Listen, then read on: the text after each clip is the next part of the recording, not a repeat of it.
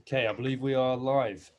Good Good. morning, good afternoon, everybody. Thanks for joining. I'm just going to give everybody a chance to join. Just going to give it 30 seconds or so, but I can see people are already here, so thanks a lot. Some familiar faces.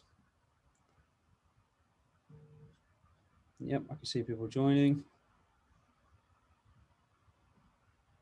Good morning, good afternoon to those just joining. I'm just going to give it a few more seconds, allow people to connect before we make a start.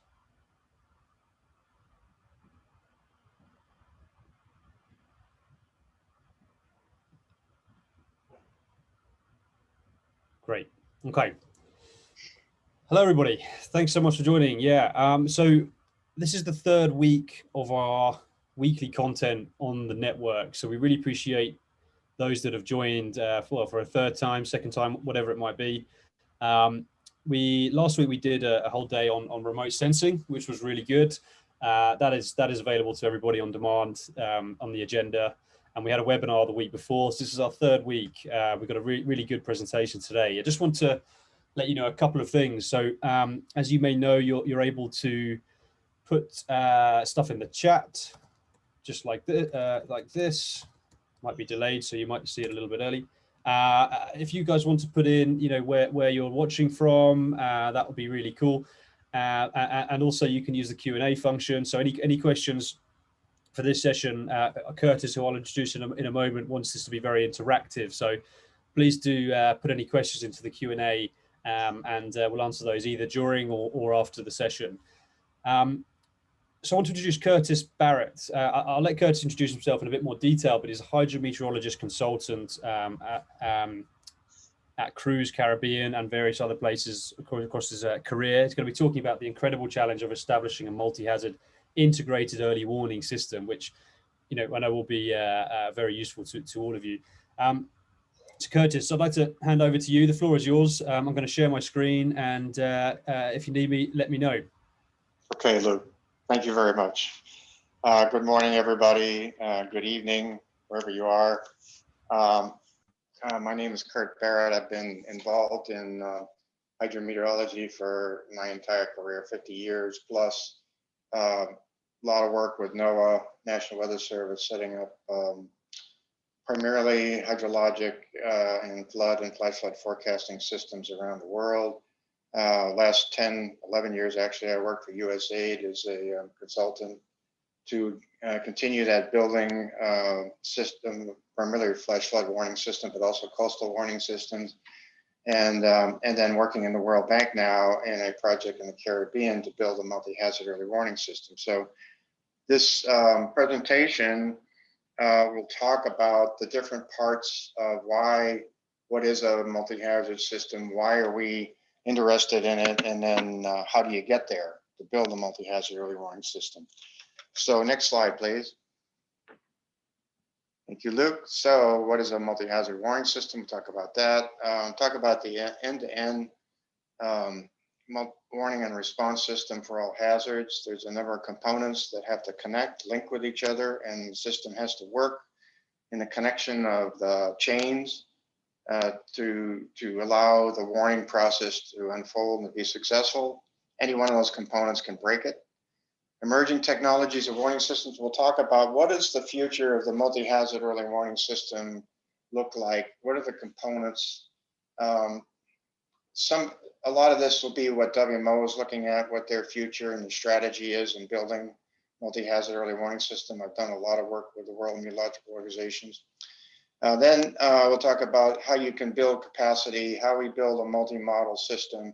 The vision of what a multi-hazard early warning system, my vision is that it's for the forecaster, that primarily the warnings, that's where they occur in the National Met and Hydro Service. And so it's the forecaster then that will do the warning, and then how do you give them the tools and the integrated system, and how do you build and take advantage of all the technology and science that's out there to get the accuracy you need and to get the warning lead time. Talk a little bit more about that.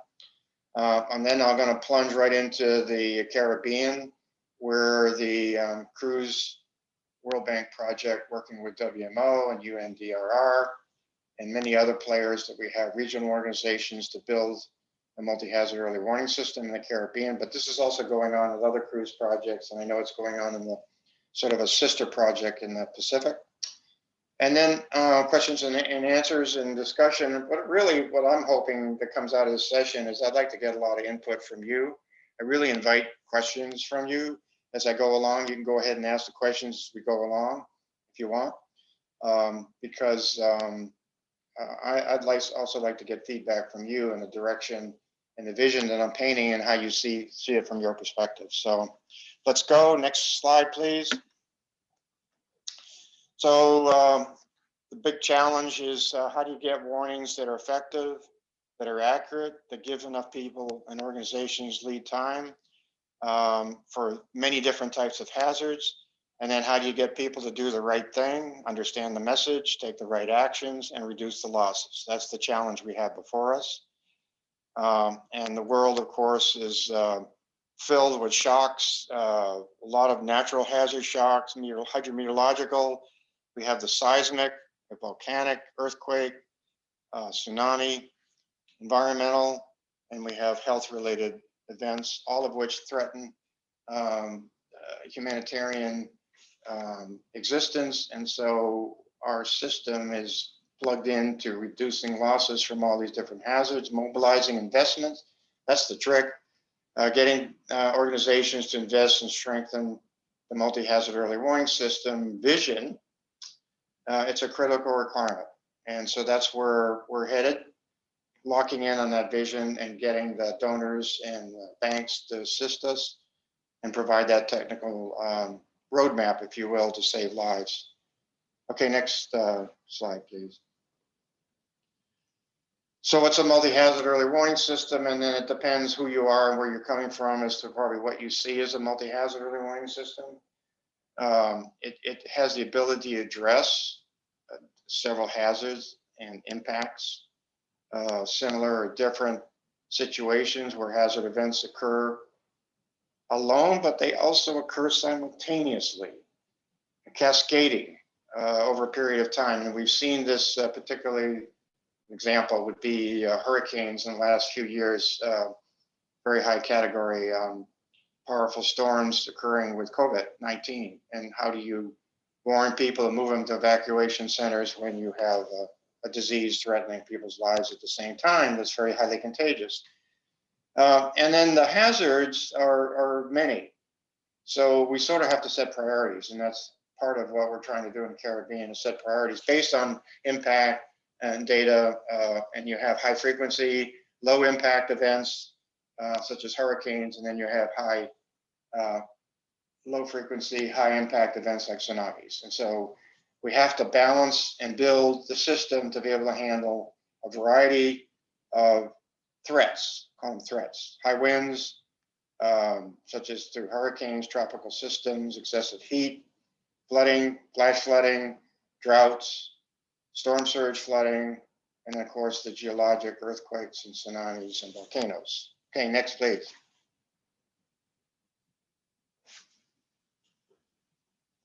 Okay, so this is sort of an update just to remind us that these different triggers are having a huge impact on society and on the globe. This is a Munich Re graphic that I grabbed. Natural hazards losses of 210 billion for 2020. And then it highlights, as you can see throughout the globe, some of those geologic events, such as the earthquake in Croatia, some meteorological events, such as the severe derecho that occurred in the United States, hydrologic events, flooding from the various hurricanes, flooding in China, flooding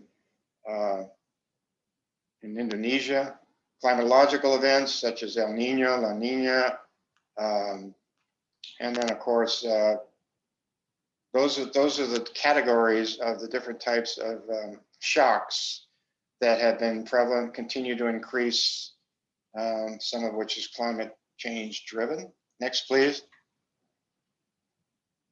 An interesting characteristic of early warnings is a huge benefit and return on investment from strengthening early warning systems. Now, this graphic that you see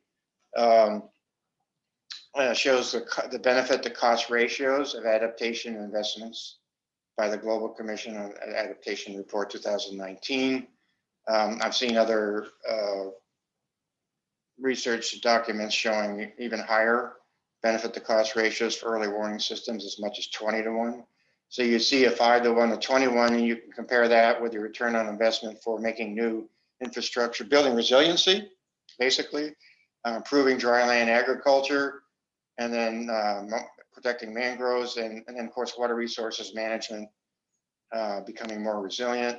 Again, benefits exceed costs quite a bit, and so you get your return, but a lot of things have to happen to get this return. But it's very attractive economically to build a multi-hazard early warning system. Okay, next please, Lou. So we're building a people-centered, end-to-end, multi-hazard, integrated, that's a very important word there, integrated early warning system. And we have risk and climate information that come into our warning system. That's connected indirectly. You can see the people in the middle, that's the people-centered. Then we have improved services, delivery of improved warnings, forecasts, climate, weather, and water. We have effective communication networks that need to be able to reach the communities at risk, called the last kilometer. How do we reach the last kilometer? And communications involves everything from common alerting protocol, actual communications, hardware, software, but it also involves messaging and getting the right message to the right people who then understand the message. And then finally, there's preparedness and response planning, targeting education and public awareness, so that when events do occur, people are ready and they do the right thing. And that's a very difficult thing. All of these different circles here have to interconnect and have to produce, work correctly and efficiently when we do get catastrophic events, especially. So, okay, as we go along, remember, I'm going to entertain questions as we go along. So far, it's pretty general stuff. Okay, moving on to the next slide, please. Okay, this is from I pulled this from a WMO document, but it kind of shows how everything has to build together. The four pillars that represent end-to-end early warning system and response are disaster risk knowledge in the upper left, you see that. And then we have our detection, monitoring, analysis, and forecasting on the upper right. These are called the basic pillars.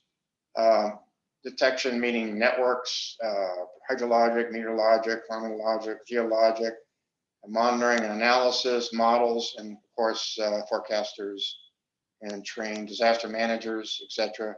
Then we have lower left, communication. Actually, I have to show my cursor, you can probably see that. Dissemination and communication, extremely important. By the way, each one of these tend to be weak links when we're looking at how does the end-to-end system work. And then finally, we just repeating a little bit, but I'm using a different diagram here, the preparedness and response planning, lower right. Okay, and then that gets into, these are all the different users. So the next circle here is all the different types of users. So we have people at risk. So we have the disaster risk reduction here, humanitarian risk, threats, exposure. We have agriculture, we have shipping, we have emergencies, energy, communications, and transportation here. So these are the different segments of users, and then we have the different hazards that are affecting the users. So we have flooding, volcanoes, we have heavy rainfall, wind, etc. So these threats, then on these users, we need an integrated early warning system. And the early warning system needs to be able to deal with effectively all of these hazards to provide what's needed for proper actions to take place. So, okay, next, please. This is sort of you've probably seen this before. This is the end-to-end warning chain. So chain meaning each one of these blue links in the chain represent the end-to-end system. All of these have to be interconnected, have to operate perfectly during an event. We have data. Without data, we don't know what the hazard is or what the threat could be. So we need to have a data system, collection system, and different types of data need to be coming in. The data needs to be coming in quickly, needs to be processed, quality controlled, and communicated to some kind of a forecast center. So who's going to do the forecasts and warnings for these different hazards? By the way, this applies to all hazards, whether it's flooding, whether it's heat wave, whether it's El Nino, drought, or earthquake, or tsunamis. This is the chain that has to occur that we're building. So all of these different threats, all these different hazards, we need to have a forecast procedure to provide people with information of the magnitude and the timing of the threat that's about ready to occur. We need to have a warning decision support system where forecasters interact with models and information to produce products and messages that then go sent to the countries. And so the notification system has to work. It has to reach the people who are at risk and the organizations that are responsible for those people. And then, of course, there has to be the actual warnings that what goes to the communities, people then at the community level. And one of the things we're bringing in Cruise Caribbean is the private sector, which usually gets left out in a warning process. Normally it goes right to disaster management and maybe the media, but not the private sector, who, especially medium to small enterprises, are very at risk and don't, and information sometimes doesn't reach them where they could help them in their continuity of business plans. So this is sort of like one of the weaknesses is being able to deliver this service and products down to the people who are at risk, and then to get the proper actions. You have to have your evacuation plan in place and the people to do the evacuation. The media has to be in step with disaster management officials, and then people have to take the right action. And so we're going from left to right. So this chain then for each hazard needs to occur in proper time to give people time to be able to take actions to actually reduce the losses that we're trying to reduce. Okay, next. So given that we now are looking at a vision of a multi-hazard early warning system, one of the things that we need to be able to do is take advantage of existing technologies and science and forecast systems that exist, that we can, if we can integrate them, we can produce a system that the forecaster can then use. Again, this gets back to, and the scenario I'm setting up is the forecaster is at the workstation and not multiple workstations, because then that becomes insane. So the forecaster needs to be able to work from a single workstation eventually. That's the vision. And then the question is, what kind of existing systems are in play now that we want to pull together? The first is this simple precipitation grid. There's not a lot of data out there to begin with in terms of meteorological risk and warnings. The rainfall is a key parameter that we collect. In the Caribbean, there's not a lot of rainfall data out there. The observations are very far and few between. It's all water. So the islands do have some data they collect, but it's very difficult for them to keep these observations going, given the cost and the limits of people they have and maintaining these systems. It's a big job. And then there's not a lot of sharing of that data, so it doesn't get to other places in other countries which could use them for other river basins. But there are other tools that we are going to try to take advantage of and integrate. So maybe you could see in the future that an integrated rainfall grid might be a basic, the foundation, if you will, for building an early hydrometeorological warning system, where you took your observations, whatever you could, you took your radar data that provides can be accurate, it's biased, but it's more accurate than satellite. Try to take advantage of the rainfall data that exists, and then integrate that with the satellite-derived rainfall estimates, and you can produce a rainfall grid, and then that rainfall grid can then go into hydrologic modeling system, early warning systems at the community level, national level. It can also go to water resources management for more effective decision making. Actually, that's one of the strategic initiatives in the Caribbean, is to create that grid. That's going to be a job, and sharing data and even sharing radar data is a challenge, and there's a lot of reasons for that, but it's something we have to deal with.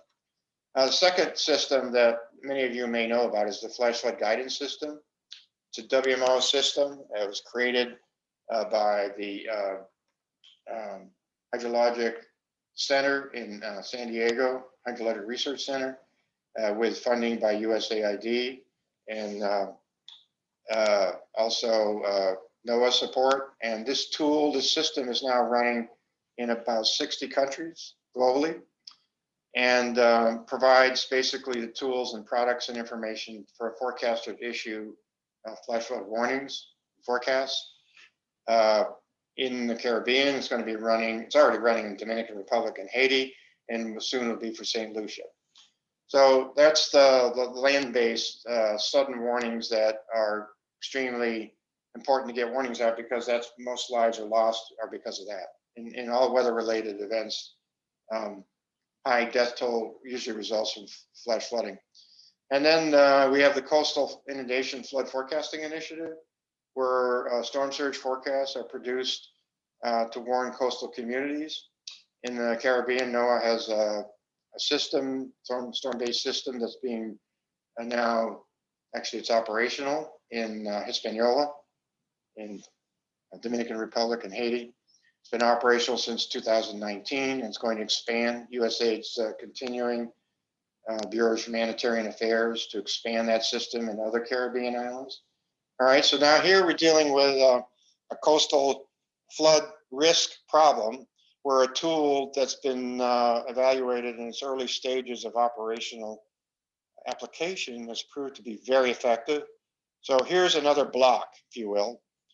By the way, this tool takes into account storm surge from tropical systems. Doesn't have to be tropical, usually tropical systems, certainly in the Caribbean, but it doesn't link with, and needs to be linked with. So one of our weak links is to link this to hydrologic modeling, because a lot of coastal flooding is a result of the interaction of the storm surge moving into the coastline, and also the rivers throwing fresh water coming down the river, and then the backup of that water, and then it spreads all over the place.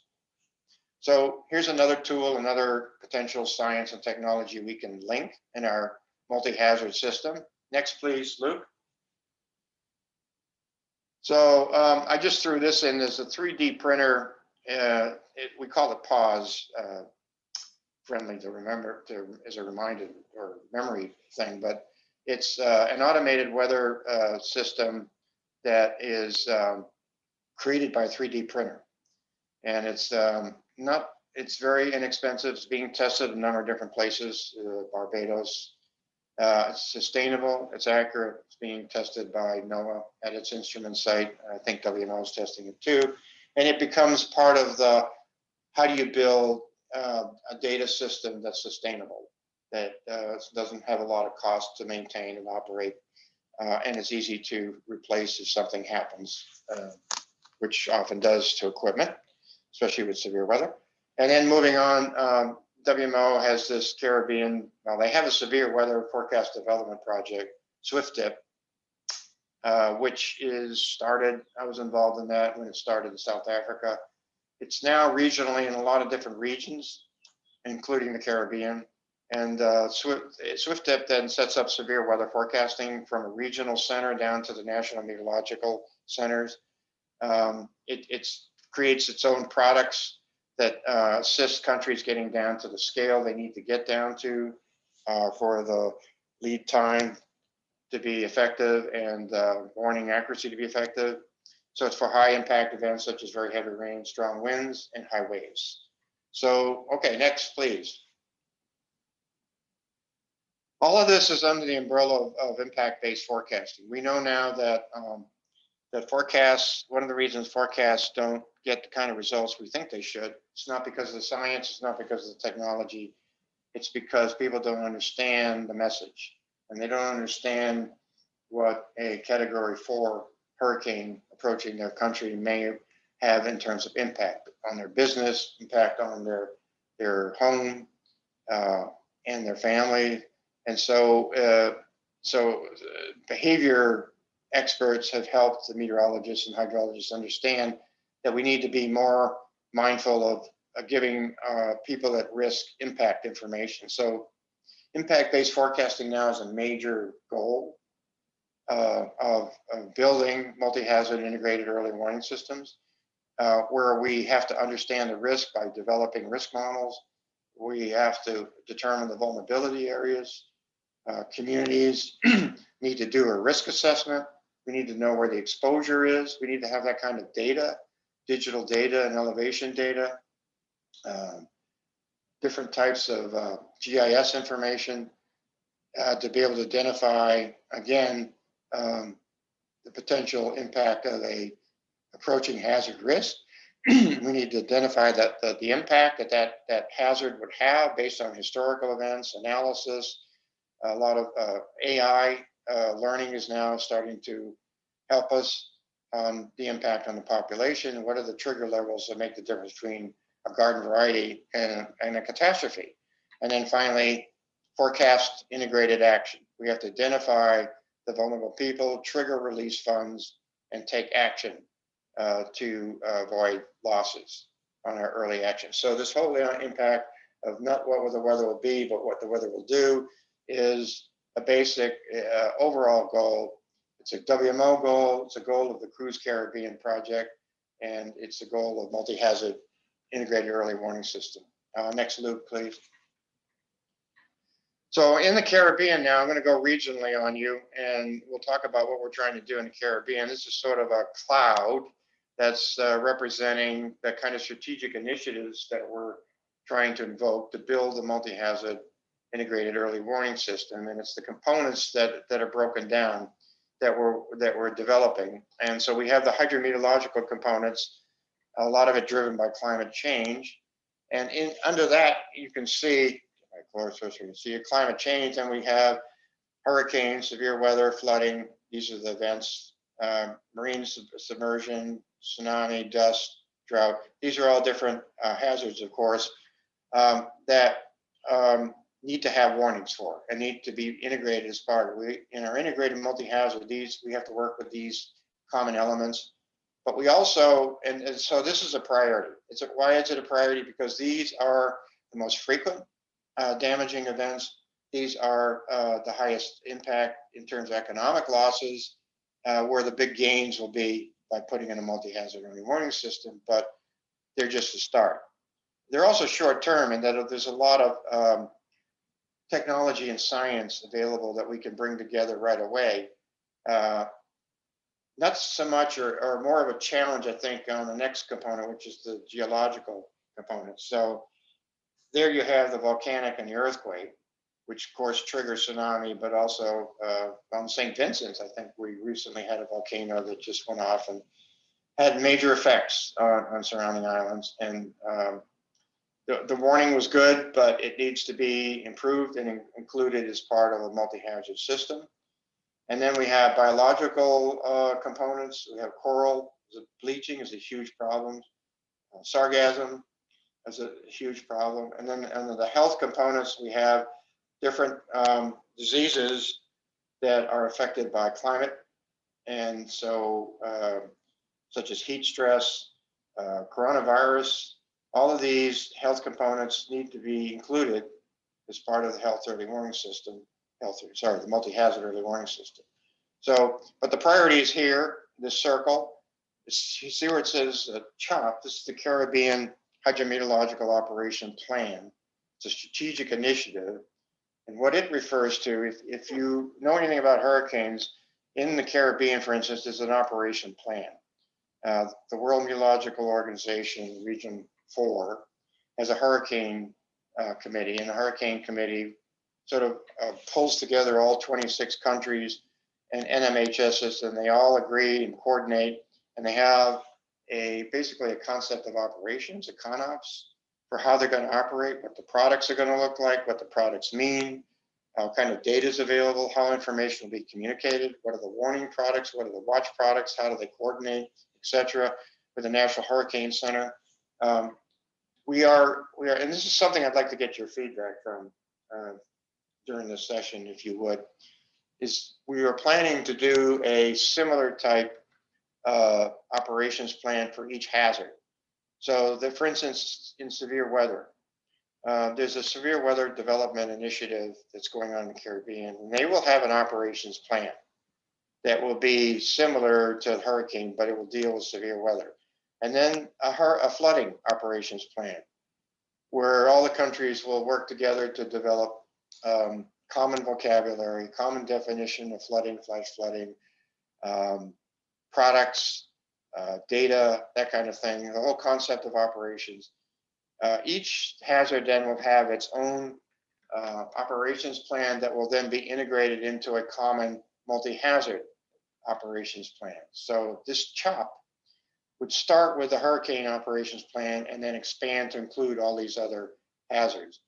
In the short term, this is where the priority will be, because it's just all the pieces are there to build on to begin with. Whereas here, other organizations involved in the geology part, and that UNESCO, IOC here that needs to be included and work with WMO, and of course all the regional organizations. So it's quite a challenge, I think, for organizations to pull together like this and coordinate and build something like a multi-hazard integrated early warning system. But that's the vision that we're trying to build. As we go along, we'll probably learn a lot about what we can do and what we can't do.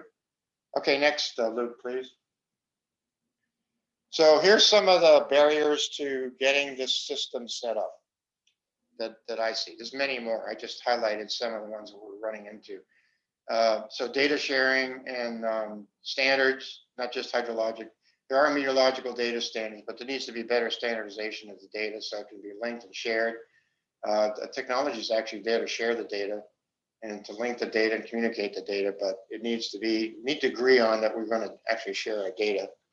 There's a lot of, for instance, there's a lot of automated weather station out there data that just doesn't get to the models. It just doesn't get to other countries that could use it. There's a lack of a warning mandate from countries. A lot of countries, many countries actually, I was surprised in the Caribbean, do not have a legal mandate with their government to do warning.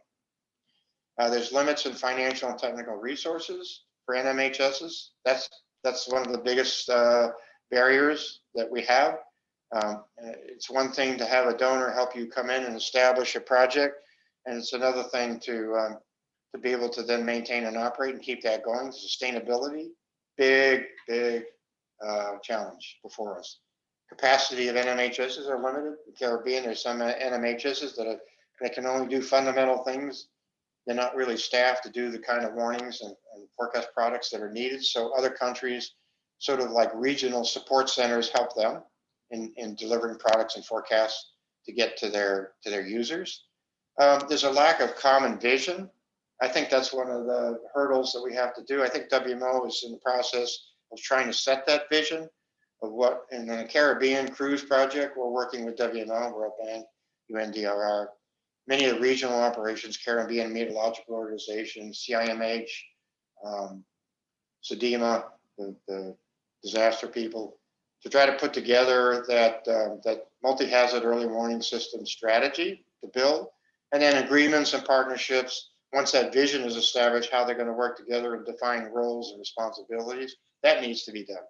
Next, please. Okay, so the steps, these are the steps that I put in building the multi-hazard early warning system.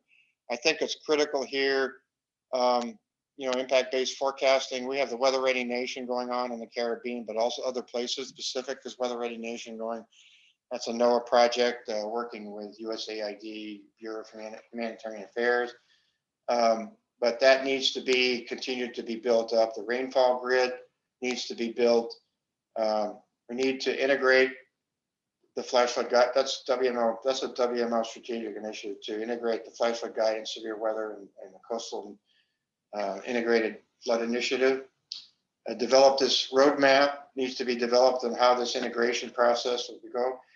Initially, you're not going to integrate these systems. You're going to put them together in the same environment.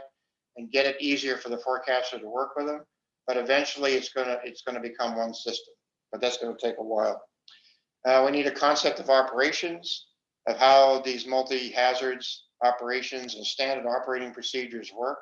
And then we need to develop a partnership with enabling organizations. I've listed many of them there already that are working together and need to work together and agree on the vision, agree on the way forward. Okay, Luke? Good. We got to the point where I'd like to hear from you now. So I'm hoping that some of you will have some questions or some comments on this whole vision of the multi-hazard early warning system and where you see this going. Thank you so much, Kurt. Really appreciate that. I'm sure everyone will agree that was a very informative presentation. We do have some questions, which is really good.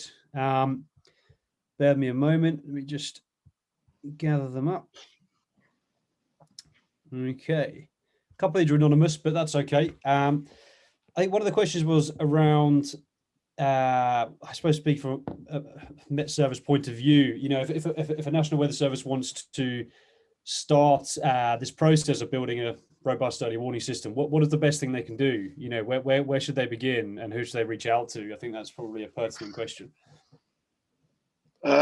Actually, my first question would be to them. That's a great question. The first question would be, do they have their own strategic plan where they want to go as a National Meteorological and Hydrologic Service? So they need to know what their vision is and their goal, where they want to go. Secondly, there are a number of projects, I listed some of them on here, and organizations that are trying to build that. So most every National Meteorological and Hydrologic Service belonging to WMO. So WMO is in the pathway. Their strategic, one of their strategic priorities is to build this multi-hazard early warning system. So they need to include that. You know, you have the coming executive committee meeting of WMO that's happening. The Congress is coming up this year.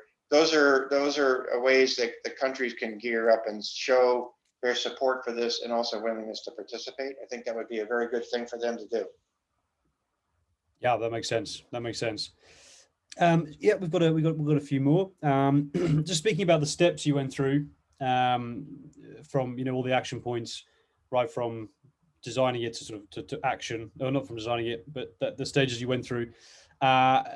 In terms of the challenge of those steps, in your experience, what is the most challenging? For instance, is it actually delivering the warning in terms of communication, or is it the setting up the hardware to collect the data? Like, what's the most challenging step?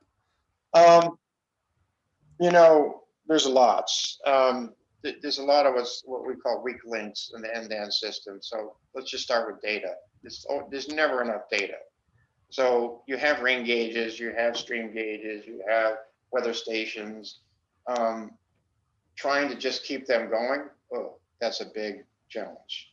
It costs money. You have to train people, and keeping that going is extremely important. And then the next thing is, if you can do that, which is a very big achievement, by the way, if you can actually sustain what you've got, never mind build new ones, then maintaining and operating is another challenge, and keeping it going, keeping people trained is always a challenge, and then sharing data. Being able to take that data and open it up so it can be used for other models, regional applications, is extremely important. That's a weak link. Another weak link is forecasters. Lack of the number of forecasters at a given NMHS is usually less than what they really need. The training is usually way less than what they really need, so they need to be able to get involved in that. In the Caribbean, there is no hydrologic modeling system running in countries, basically. There's no hydrologic warning or forecast service. So, being able to apply models like the flash flood guidance system, but the trouble is that costs money too. So I think the biggest issue is sustainability that I see, because donors are in there and they're going to countries and they're putting in new infrastructure and they're training people and setting systems up, but then they leave. And then the question is, how is all this equipment, all this modeling system, all this training, how are you going to be able to keep that going in the future? I think that's probably sort of the model that we're looking for is how can you sustain what you've got and look for lessons learned out there from other countries that have been able to do it and try to share those lessons with other people, other countries, so that we can set up a sort of a sustainable operational model that we can use in the future. And I think there's going to be a lot of, I know in the Cruise Caribbean, we're going to try new things, new and innovative things to try to see if we can sustain what we're building, because I think that's the most critical thing, is keeping it going. That makes sense. This question sort of ties in actually, and it's been sort of voted up a couple of times. So, what protocols can we put in place should one of the steps of early warning systems fail? That's probably quite a large question because of how many steps there are to getting it right. Anyway, you can interpret that question or home in a little bit. It's a broad one. Well, that gets into redundancy and backup, and that to me is part of ConOps. Concept of operation should be, how do you normally, during your normal operations, how do you conduct, how do you collect data, what kind of products are needed, who are your users, who gets what information, in the warning, how does the warning get there primarily, if the communications is broken, what's the backup communications mode? So usually we say 2 to 3 different types of communication pathways are essential, because you're always going to, during a disaster, start losing communication, so you need backup. What other organizations can back up? I mean, usually there's a protocol backup for Met services. So if Jamaica goes down, Barbados, or some other Met service can back them up. So you need to have redundancy backup. All of this needs to be, and satellite can back up radar. So if radar goes down, you can use satellite information to help back the radar up. So all of this gets into continuity of operations, trying to maintain your operational service, which is obviously critical. And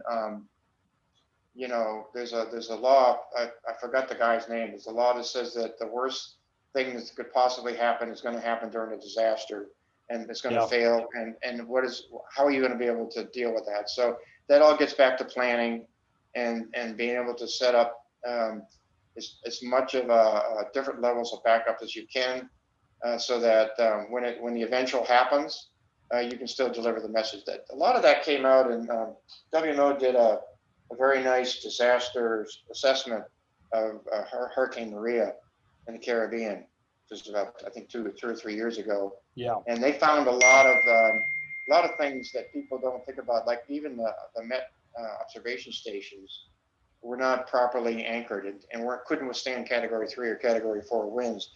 Again, that's part of planning and being able to know what the hazards are and how and making sure that you have a continuity of operations of your data system, because without the data, you're blind. And then backup forecasters and things, and one forecast office will back up another forecast office.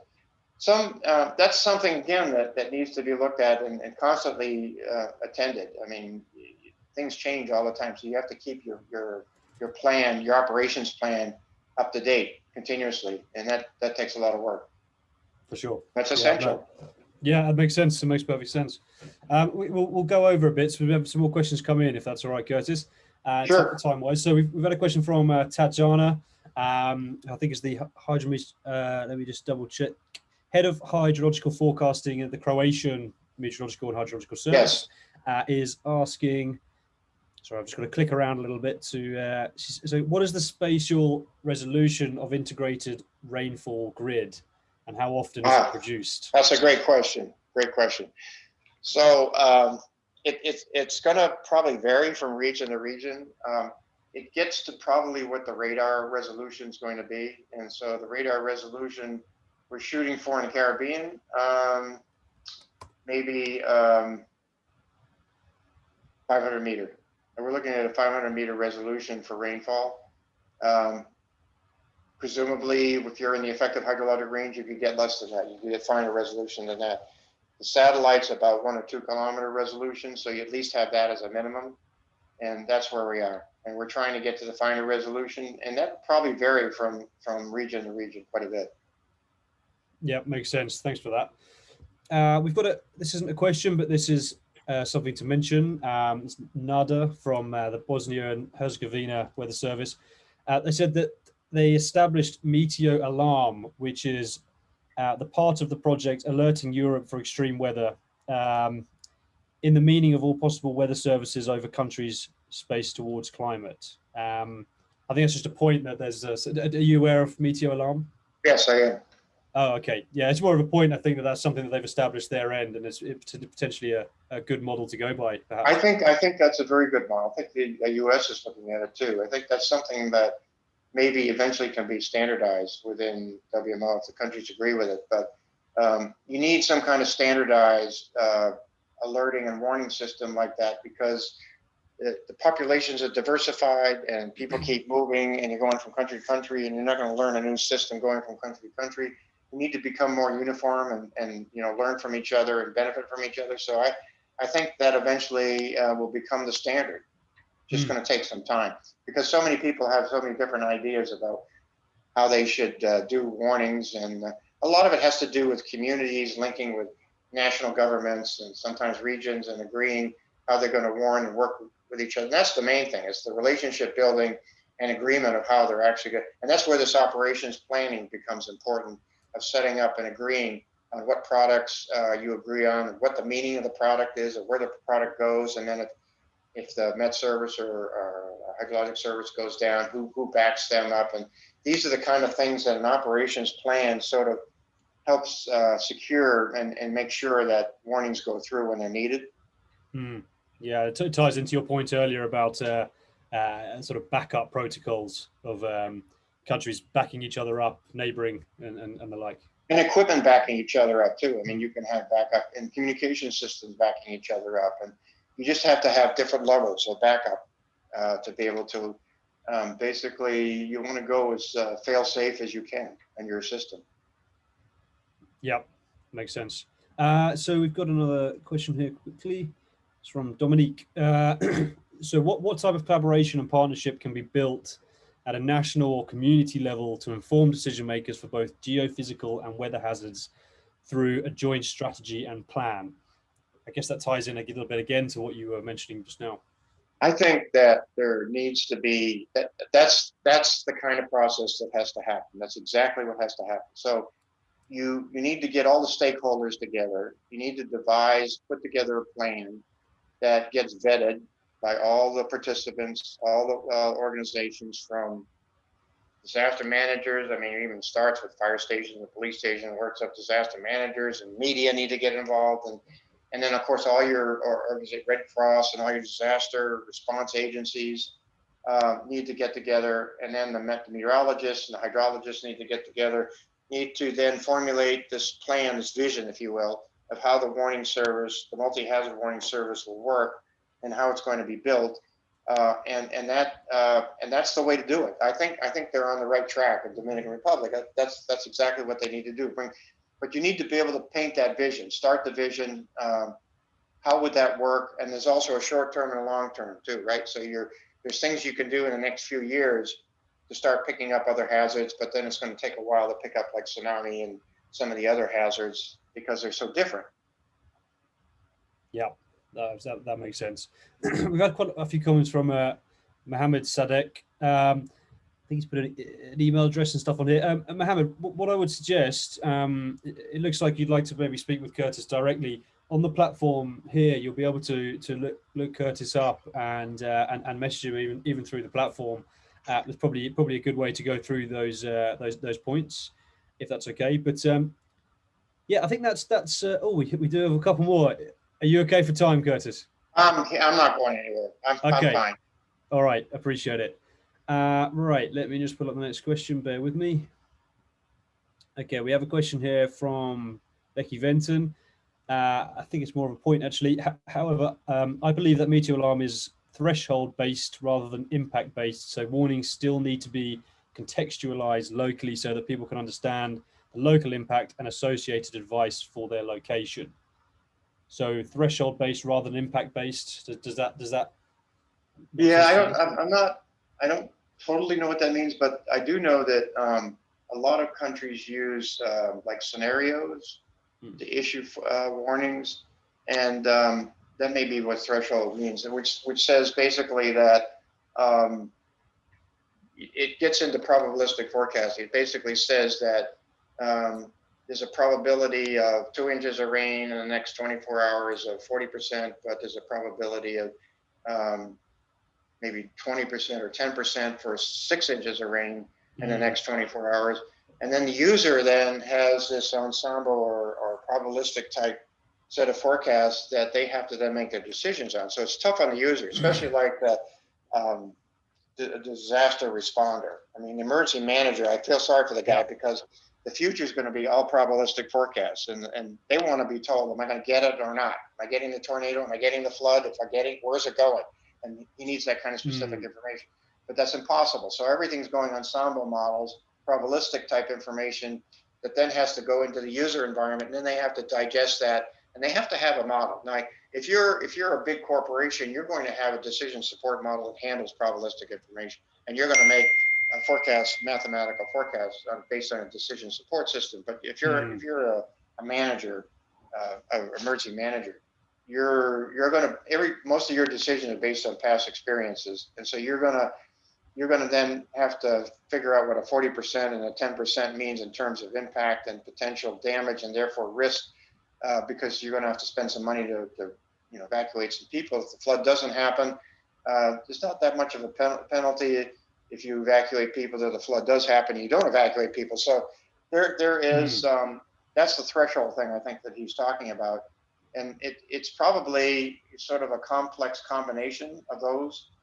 But you do need to know the impact. And at some point, there will be, I think, a technology will allow us to get down to city block, and will actually show a map, for instance, of a flood forecast, showing a map next to the river, who's going to get flooded and who's not. Where does that water go? What buildings get flooded? At what times does a crest occur?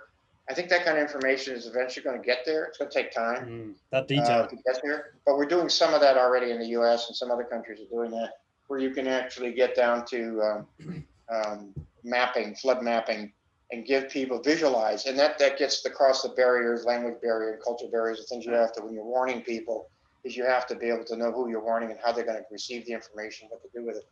Nothing like a picture that shows your house and water surrounding it, right? For sure. Yeah, that's true. That's true. Coach, thanks so much. That's all we've got at the moment. So I'll just hand over in a moment to just any closing words. But for everybody here, if there was any outstanding questions that you have, I'm sure Curtis wouldn't mind if you got in touch directly. You can go into the members section on the platform here and search Curtis, and he'll come up there. Likewise, whilst you're on the platform, we would encourage you to use this time to have a look around. And it's not only built for live webinars and informative webinars like this, but also for networking. So you can find members, you can chat, you can go to request meetings, but also there's network solutions, which is a lot of private sector solutions. Obviously, we've highlighted some of the importance of that. So you can see some of the, I think there's very specifically early warning suppliers in terms of private sector in the network solutions area on here, and there's a few other things you can do. So please do take a bit of time to click around after this session. But and we really appreciate all of the questions. But Curtis, is there any final words from yourself before we wrap up? I just think that this is like a joint effort that's going to require a lot of combination partnering, if you will. And I see something that needs to happen, and that's the private sector needs to be partnering with the government, with academic, and there needs to be multiple, perspectives of how we all work together to build this kind of a system, because it can't be a top down. It has to be actually a bottom up, and it has to be a system that is totally effective from where the event starts to unfold in the beginning, when you start getting data, to down to the city block, which we call the first kilometer, but it's also the last kilometer, where things have to happen right, and they have to happen quick. And so we're hoping, and that's the community, and that's the private, there's also a lot of businesses and stuff. So it's a very big cooperative effort, and I think the issue is getting people to talk to each other, organizations to share and to share the vision. That's where we need to go. Thank you so much. Yeah, I hope that's partially why the network is here, you know, to try and sort of share in that way. Thanks again, everybody. One more thing, this will all be on demand in about an hour or so. So if you want to rewatch it, or you can download the PDF version of the presentation, which is attached to the agenda as well, with Curtis' permission. And yeah, have a good rest of the day, afternoon, morning, everybody.